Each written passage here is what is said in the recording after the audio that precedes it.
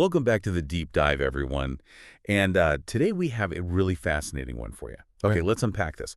I want you to imagine someone who is just there at the absolute top of the tech design game. Oh, like the very top. Right.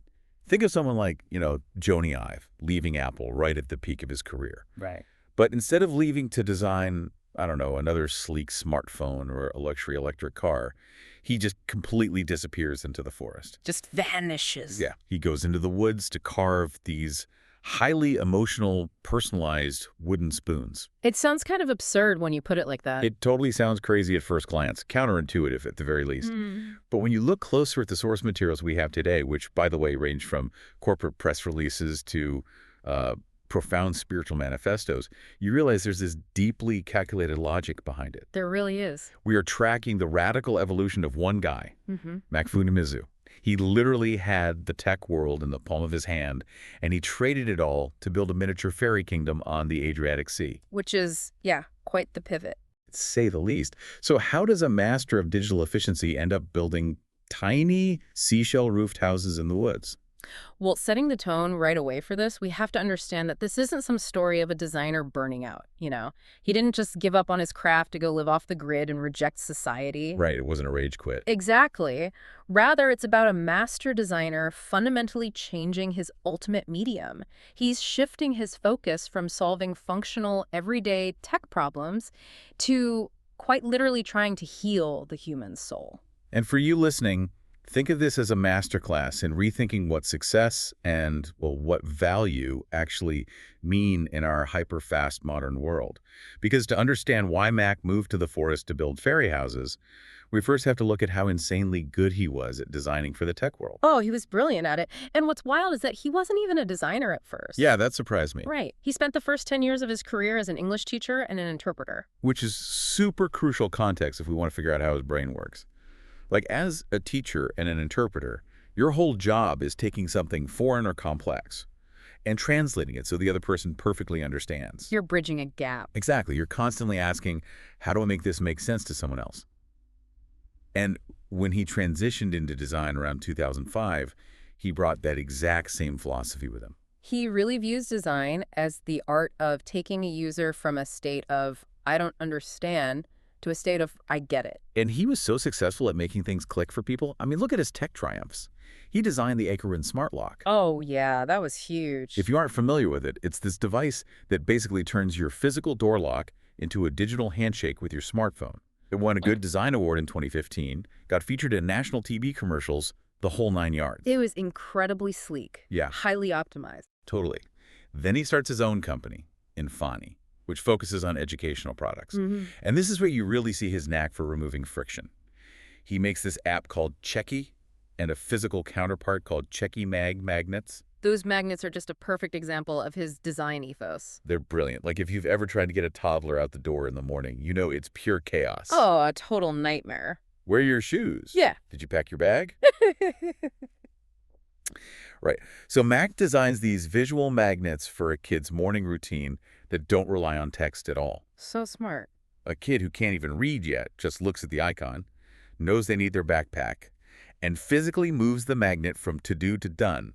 It completely removes the friction of parents nagging their kids. It empowers the child through pure visual design. It really is pure user experience or UX design at its absolute finest. He's just completely removing the cognitive load. And he did the exact same thing with math, actually. Oh, right, the math game. Yeah, he created an app called SUM and a physical card game called Memory 10. So instead of just showing the abstract number 7, the cards use visual dots and characters. So it's more tactile. Exactly. The goal of the game is to combine numbers to make exactly 10. But by visualizing the numbers as dots, kids aren't just memorizing abstract equations. They're visually seeing the physical volume of the numbers combining. Like a block of 7 dots perfectly locking into a block of 3 dots. Right. It turns complex calculation into this intuitive visual puzzle. Okay, but wait, hold on. So he creates award-winning smart locks, highly rated educational apps. He's featured on national TV. He literally cracked the code for scaling a tech startup. He definitely knew the formula. So why step off that rocket ship? I mean, his next move is to glue seashells together in the woods. It just doesn't compute for me. Why walk away from mass production when you're clearly so good at it? What's fascinating here is the intersection of his professional skills and his personal wiring. Mac identifies as a highly sensitive person, an HSP, so he has this deeply empathic nature. He is acutely attuned to the emotional undercurrents of the world around him. Interesting. So while he was a master at making things click for people functionally, he came to this profound realization. He realized that mass-produced, highly efficient digital products, they weren't providing the deep, tactile, emotional relief that he, and frankly the rest of the world, actually needed. Wow, that hits hard. Because he's right. I mean, think about the last time you bought a perfectly optimized app to organize your life. Right. Did it actually make you feel more at peace? Or did it just optimize your workflow so you had more time to be stressed out about other things? Usually the latter. Yeah. Digital efficiency solves a functional problem, but it doesn't necessarily heal a stressed nervous system. Exactly. And that realization that digital efficiency just wasn't enough essentially drove him to pack up his entire life. He relocates from the coastal town of Hayama to the deep, quiet forests of Yatsugatake to create his ultimate healing project. He trades the smartphone screen for the tactile world of nature. He does. Which brings us to Lemon Breeze Town. Or Shiokaze lemon no machi in Japanese. Right. It's this imaginary fairy kingdom situated on the Adriatic Sea, but he brings it to life physically in the mountains of Japan by building these one-of-a-kind miniature houses. And when we say miniature, I mean they are stunningly detailed. He uses real seashells that he gathered from his past life on the Hayama coast as the roofs. Paired with driftwood and sea glass. Yeah, and he integrates them with the forest elements of his new home in Yatsugatake. It's a literal merging of his past on the coast and his present in the mountains. But he doesn't just build the physical houses, he builds an entire emotional lore around them. Which is so cool. He's actually authoring a 5-volume bilingual picture book series to give these physical objects a narrative soul. Because remember, his whole goal now is designing for emotional healing. And the characters he creates for this world are just so incredibly thoughtful. Like you have Charlie Chaplin, a fairy who carries a 4-leaf clover umbrella and actually loves the rain. I love that one. The whole psychological point of his character is to remind people to cherish fleeting everyday moments, right? To find the joy in a rainy day instead of just being annoyed by the inconvenience. It's reframing the everyday. Exactly. And then there's Kako Luck, this lucky chicken with a sea glass beak who reminds us that family and just experiencing ordinary, quiet time together is where true happiness lies. The psychology behind these characters is entirely focused on grounding the nervous system. They're physical reminders to be present. And my absolute favorite concept from his lore is the Kadi. Oh, the Kadi is fascinating. It's this idea that buildings and homes themselves and the objects inside them become living fairies if they are loved long enough. It's like animism beautifully applied to the things we own. It's a beautiful philosophy. But you know what really blew my mind looking at his business strategy in the chat logs was that he didn't just stumble into this as a hobby. Oh, no, not at all. He essentially engineered a high-end luxury brand out of driftwood and moss.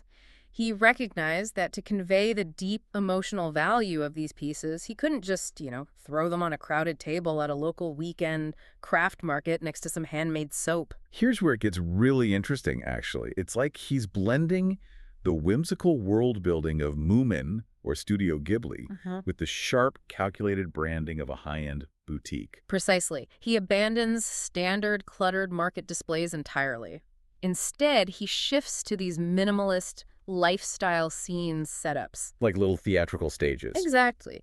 He uses precise LED lighting, he carefully places candles to cast specific shadows, and he even uses AI-generated backgrounds behind the physical models to create a fully immersive atmosphere. That is so smart. And by doing this, and by targeting high-end urban pop-ups like those at Kadi in Tokyo or Akasaka Arc Hills, he attracts affluent urbanites and foreign tourists. Right, because he knew his audience wasn't looking for a quick, cheap craft. Yeah. No, they were wealthy, stressed city dwellers, looking for a delicate and elegant piece of art that brought a specific feeling of peace into their manicured homes.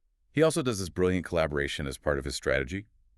He pairs up with a creator named Mika, who makes these incredible moss terrariums. It's the perfect synergy of natural elements. Mac brings the elements of the sea, the shells, the sea glass, and Mika brings the elements of the mountains, living moss. Together, they create these living dioramas.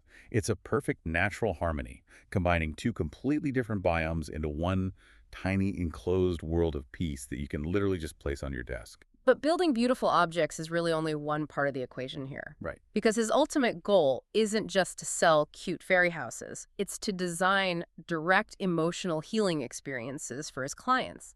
And he does this through two very distinct services. The first is called Memoriam. Okay, yes, let's talk about Memoriam. This is his high-end bespoke service. Right.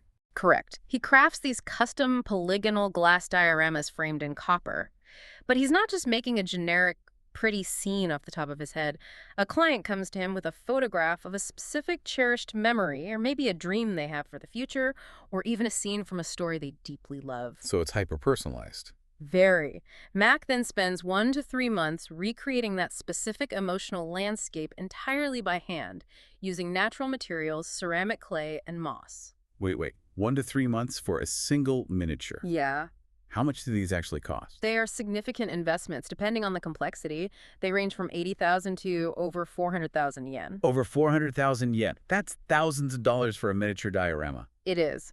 But that intense labor process justifies the cost for his clients. You aren't buying a decoration, you know. You're commissioning an artist to spend months building a physical anchor for your most precious human memory. It's highly personalized art therapy. Okay, that makes sense when you frame it like that. So if that's the physical side, the emotional side is a service he calls heart tidying, or kokoro no okatazuke. Right. Since he's an empathic HSP, he offers these 90-minute counseling sessions. People who feel totally lost in their careers or overwhelmed by modern life come to him.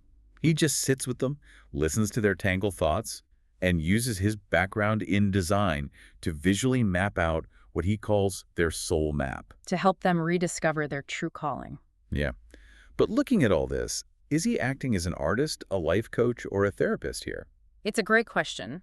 If we synthesize all of this, he is essentially acting as an architect of consciousness. Oh, I like that phrase. Think back to his tech days when he was designing the Checky app.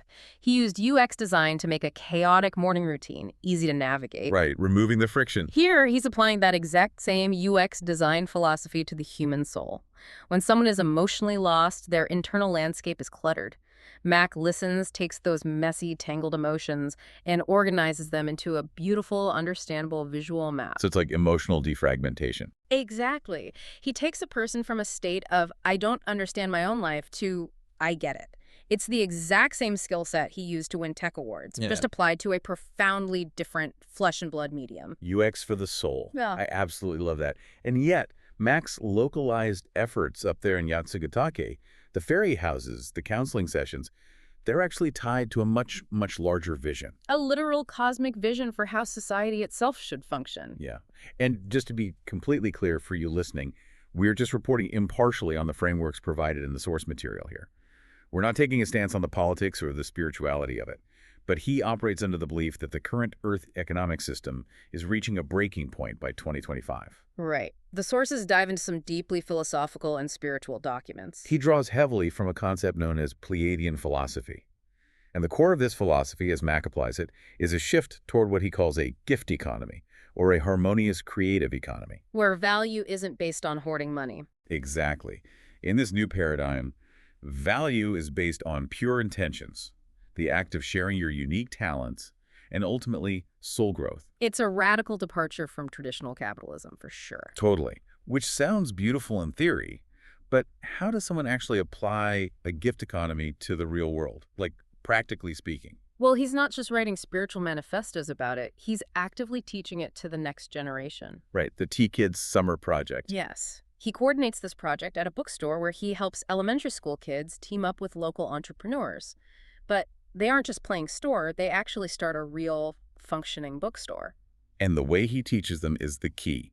He teaches them a startup mindset. But the focus isn't on maximizing profit margins or making money. The focus is on finding actual community problems and using their talents to solve them. Right. So instead of just saying, let's sell the most popular books to make the most cash, they look at the community. Yeah, imagine an 8-year-old realizing that the local elderly population in their neighborhood has nowhere to sit and talk during the day. So the kids curate a specific section of the bookstore with comfortable seating and local history books specifically to draw those isolated people in. Giving them a community hub. Yes. He's teaching these kids not to just be cogs in a machine, but to be actual creators of human value. Which is incredible. So what does this all mean? How does a guy making shell houses in the woods actually change global capitalism? This raises an important question about how systemic change actually occurs. According to Mac's framework, massive societal shifts don't happen overnight.